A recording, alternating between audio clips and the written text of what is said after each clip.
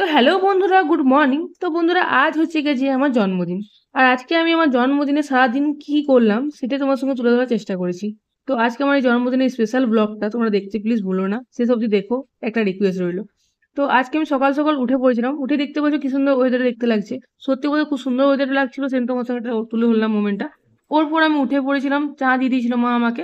তারপর মামা বললো তাড়াতাড়ি করে তো রেডি হয়ে নে, কারণ কালীমন্দির যাবো। স্নান টান করে আমি রেডি হয়ে নিয়েছি, দেখতেই পাচ্ছি এই ড্রেসটা তোমরা দেখেছিলে নিশ্চয়ই।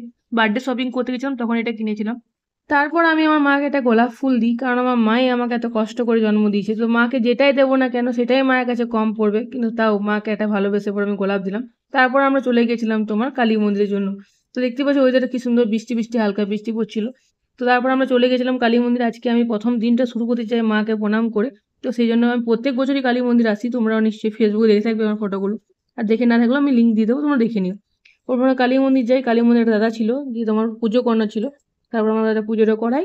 তারপর আরো কি করছি কি না সব তোমরা এক এক করে দেখতে পারবে। তো চলো। তারপর আমি ঠাকুরের কাছে প্রার্থনা করি যে আমার গোটা পরিবারকে যেন ভালো রাখে, আমার মা বাবাকে যেন ভালো রাখে, আমার মা শরীর খারাপ যেন ঠিক করে দেয়। তো সেই সব প্রণাম টনাম করার পর তারপরে আমি পুজো দিতে যাই আমার জন্মদিনের পুজোর জন্য।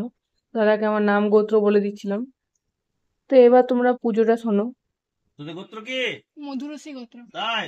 রিমি না অন্য কিছু নাম? মোনালিসা। মোনালিসা।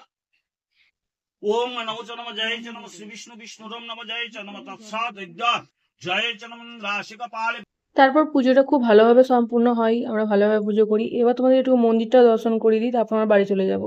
তো তোমরা আগে নিশ্চয়ই কালী মন্দিরের ভিডিও দেখেছো, আর দেখে না থাকলেও আমি তোমাদেরকে লিঙ্ক দিয়ে দেবো, বা তোমাদেরকে ভালো করে আরো কোনো দিন অন্য কোনো দিন দেখিয়েও দেবো।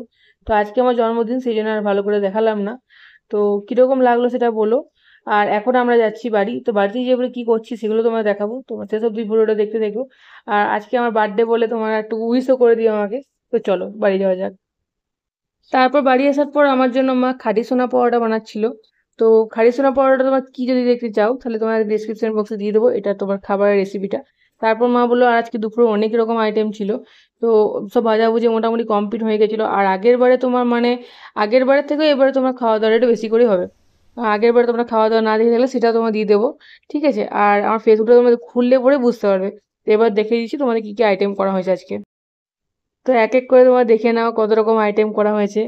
তো সব এক এক করে ভালো করে দেখাচ্ছি, তোমরা বুঝতেই পারবে। তো দেখতেই পাচ্ছ, সব এক এক করে দেখাচ্ছি। চিপস, কোল্ড ড্রিঙ্কস, দই, তারপর তোমার এদিকে পেস্ট্রি ছিল, স্যালাড ছিল। তারপর এদিক থেকে তোমার 8 রকম কি 9 রকম ভাজা ছিল। পোস্ত, চিকেন, ডাল, ফুলকপির তরকারি, তারপর মাটন, চাটনি, আর 8 থেকে 9 রকম ভাজা, পোলাও, সাদা ভাত, সব রকম ছিল। ওইদিকে তোমার 8 9 রকম মিষ্টি, এদিকে আমের আচার, চকলেট, আর এদিকে তোমার আইসক্রিম, আর এদিকে তোমার ফল ছিল। সব রকম মায় নিজের হাতে বানিয়েছিল, আমাকে তো কিছু ঢুকতেই দিল না, বললো না আজ তো জন্মদিন, তুই ভালো করে বসে থাক, আজকে দিনটা তোর দিন। তো আগের বার থেকে এবার বার্থডেটা খুবই আমি হাসি খুশি কাটিয়েছি। তো থ্যাংক ইউ সো মাচ মা, এতটা ভালোভাবে আমার বার্থডে সেলিব্রেট করার জন্য। তো আজকে আমি ফুল লুকটা দেখেছি, সকালবেলা ফুল লুক তোমরা দেখেছিলে। তো এটা হচ্ছে দুপুরকার ফুল লুক, দেখতেই পাচ্ছ। তো চলো এবার আমি খেতে বসে যাক। সত্যি কথা বলতে গেলে আমি সত্যি অবাক, মানে এতগুলো মা রান্না বান্না করেছে। তো আগের থেকেও এবার বেশি করেছে, আগের বারে তোমরা দেখে থাকলে তোমরা ভাবে যে ওটা কম, কিন্তু এবার সত্যি অনেকগুলোই করেছে আইটেম। তারপর মা আমাকে খাইয়ে দিয়েছিল। তো সত্যি কথা বলতে গেলে এইবারের বার্থডেটা সত্যি বলতে খুব ভালো কেটেছে আমার। মানে অন্য বার থেকে প্রচুর প্রচুর প্রচুর পরিমাণে ভালো কেটেছে। সত্যি আমার খুবই ভালো লেগেছে। তো তারপর খাওয়া দাওয়ার পর আমি একটু আমার নিজের মতো করে চেষ্টা করেছিলাম কিছু কিছু বাচ্চাদেরকে খাবার খাওয়ানো, টিফিন খাওয়ানো। তো কোন বাচ্চাগুলো যারা তোমার সে অক্ষয় তৃতীয় দিন আমাদের বাড়িতে এসেছিল, তো তাদেরকে আমি খাওয়ানোর চেষ্টা করেছি। তো তোমার সেদিন তোমরা ভিডিও দেখলেই বুঝতে পারবে, তারা বলে জিজ্ঞেস করেছিলাম যে ভাত খেয়েছিস, তখন বলছিলাম ভাত পাই খাইনি, মুড়ি খেয়ে যারা দিন কাটিয়েছিল, তাই ভেবেছিলাম যে আমি ছোট ছোট বাচ্চাদের খাওয়াবো। তো সেই জন্য আমি ওদেরকে তোমার খাওয়ানোর চেষ্টা করেছি। ওরা 25 জন মতন ছিল। তাই বাবাকে বলছিলাম যে 25টা তোমার টিফিনে আয়োজন করবে, আর সেই টাকাটা আমি দেবো। আর এখন অবধি আমি কোনো টাকা তোমার ইনকাম করিনি, যদি আমি ইনকাম করতে পারতাম বেশি করে খাওয়ানোর চেষ্টা করবো। তো এখন আমি যতটুকু জমিয়ে রেখেছিলাম সেটুকুর মধ্যে ওদের খাওয়ানোর চেষ্টা করছি। আর আমি টিফিনের মধ্যে রেখেছিলাম একটা করে বিস্কুট, একটা করে কেক, একটা করে মিষ্টি, শসা, ও একটা করে সিঙ্গারা। 5 রকম আইটেম। তো আমার যতটুকু সামর্থ্য ততটুকুর মধ্যে করার চেষ্টা করছি। তারপর আমি ওদের বাড়ি গিয়েছিলাম ওদেরকে ডেকে আনার জন্য। তো ওদেরকে সবাই ডেকে আনার চেষ্টা করেছিলাম। তো ওরা এক এক করে এসেছিল, তোমায় দেখাচ্ছি দেখো। তো সবাই তোমার দেখাচ্ছি দেখো। তো এরা 20 25 জন মতন ছিল। তো এরা সবাই তোমার আলাদা আলাদা করে আসছিল। তাই সবাইকে একসঙ্গে নেওয়া হয়নি। তো যাই হোক, এবার সবাইকে আমি টিফিনটা দিয়ে দিচ্ছি। তো আমার সামর্থ্য মতো দিলাম। তো ঠাকুর যদি চেষ্টা করে তাহলে হয়তো এদেরকে আমি পরবর্তীকালে আরো ভালো করে খাওয়াতে পারবো। এখন আমি কোনোভাবে ইনকাম করি না। যদি ইনকাম করতে পারি তো আমি সত্যি বলতে গিয়ে এদেরকে আমি একদিন ভালোভাবে খাওয়াতে চাই বা এদের দায়িত্ব নিতে চাই। তো ঠাকুরের আশীর্বাদ আর তোমাদের আশীর্বাদ থাকলে সেটা হবে। তো দেখা যাক। তো তারপর ওরা টিফিন নিয়ে বাড়ি চলে যায় আর আমি আমার রাতের বার্থডে সেলিব্রেটের সময় আয়োজন করছিলাম। তো আয়োজন করার সময় আমাদের জাস্ট বাবা আর মা আর আমি, আর কেউ তো নেই। কারণ না, আর তো আমার ফ্যামিলি বলতে কেউই নেই আমার মা বাবা ছাড়া।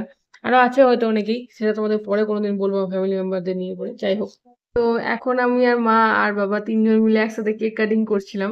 তো এখানে তোমার মা বাবা হাততালি দিচ্ছিল, হ্যাপি বার্থডে টু ইউ বলছিল। সাউন্ডটা নিচ্ছিলাম না, কারণ না এখানে তোমার পাশে মিউজিকও বাজছিল।